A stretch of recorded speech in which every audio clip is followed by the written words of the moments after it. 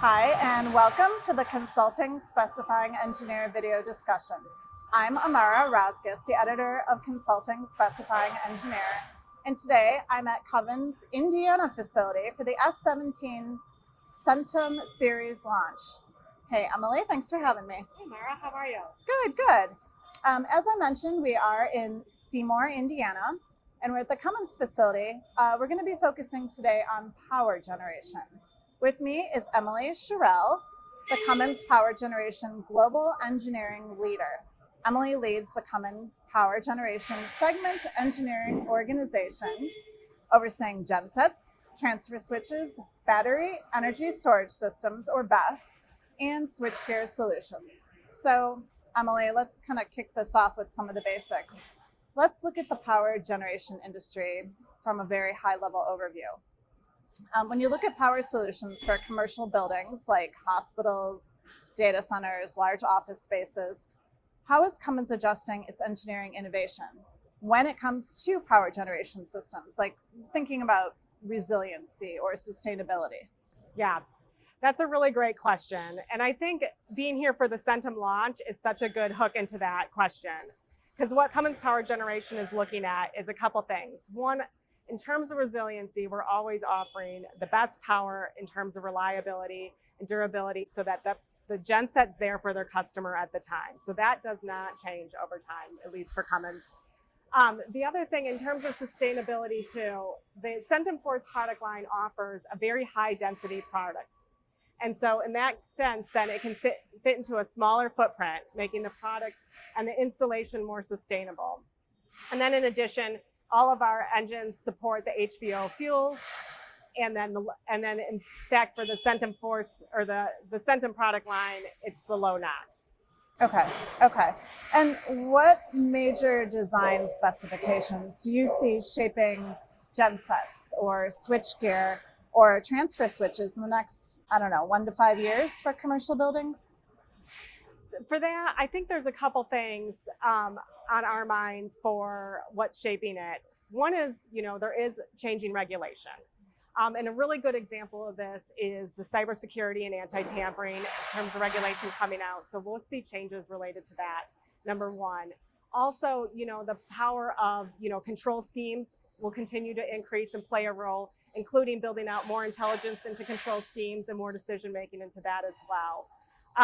And then finally, of course, we have more and more feasible low carbon entrants coming into the market that we have choices that we can make from that. Okay. So then battery energy storage, hot topic right now. How is BESS evolving as a complement or alternative when we're looking at traditional backup generation? Or like what are the drivers behind that adoption? So BESS is a really great product coming into the market, and it's here now, right? But I think right now, we'll see it mostly as a complement into this market until we see more changes in the codes and standards allowing it to come in any other format right now. So I think it's here to stay for at least as long as I can foresee, and I think it's a really viable technology, and it's going to be a really great complement into power generation. And, as Cummins has also launched our own battery energy storage system as well. And so I'm looking forward to actually seeing where this is going to go. It is an evolving technology, and there's a lot more to go on this story. Yeah, I would agree. And looking at from an engineering standpoint, your background, what are the biggest challenges when you're integrating BESS with existing generators, switchgear, maybe in a hospital or a data center? A lot is known already in terms of the integration piece, but the reality is I think the interoperability isn't quite there yet. The interfaces aren't converging and communication as well. So what we'd be looking for as this technology evolves is like convergence of some of the standards that might be supporting this so that we're all working from, I'll call it like the same songbook.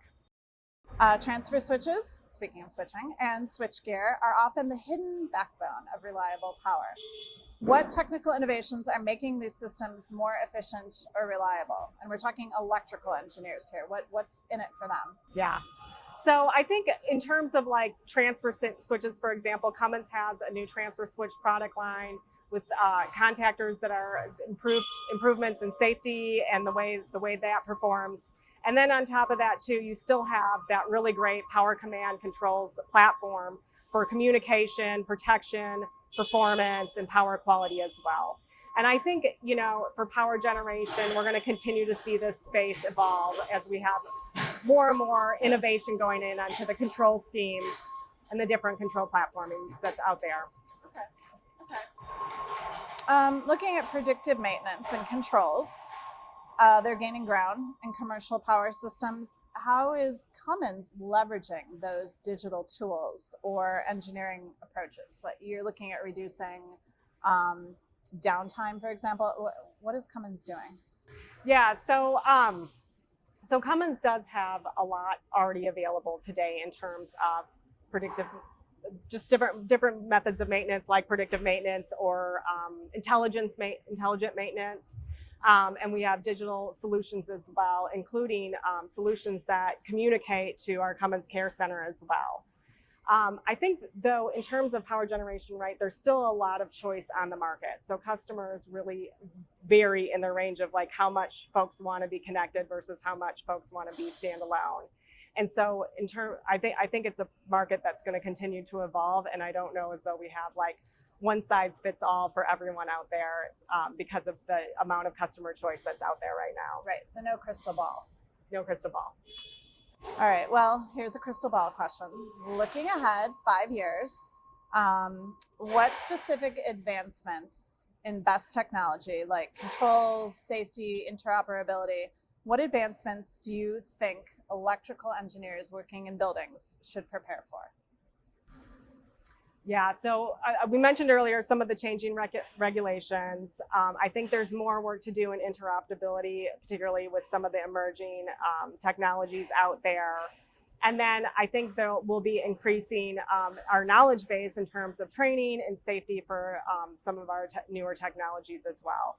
So in terms of, what's going on for buildings and stuff, I think there's a lot out ahead. And so just being open to that and being ready for all the information that's to come, I think is a really big deal.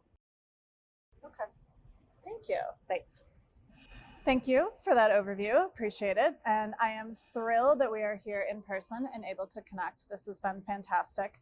For more information on power generation systems and other electrical power and engineering topics, visit Consulting Specifying Engineer at www.cscmag.com. And don't forget to check in regularly for more engineering experts. Thanks for joining us, and we'll catch you next time. Bye-bye.